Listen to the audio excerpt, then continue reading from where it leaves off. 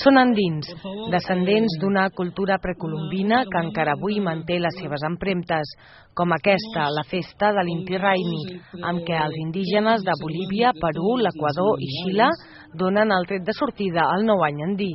Es una tradición ancestral. Es lo que nuestros padres antiguamente utilizaban para limpiar el cuerpo, el espíritu, y simplemente porque es una tradición, desde antiguamente lo hacían todos, ¿sabes? Es por eso que esto no se perderá nunca. La festa arrenca amb la preparació de les ofrenes, continua amb un bany a la platja per purificar l'esperit i acaba amb un sopar de germanor. Un xaman arribat de l'altiplà bolivià beneeix els presents i condueix la cerimònia.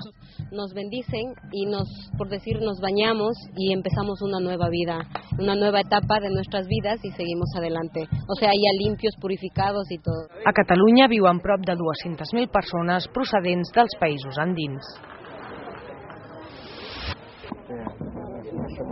I a l'altra banda de l'Atlàntic també han celebrat el solstici, però en aquest cas d'hivern. A la localitat boliviana de Tiwanaku, prop de La Paz, els indígenes aimares han fet aquesta matinada el seu ritual d'agraïment al sol i a la mare terra, la Pachamamà, amb ofrenes als cims nevats dels Andes.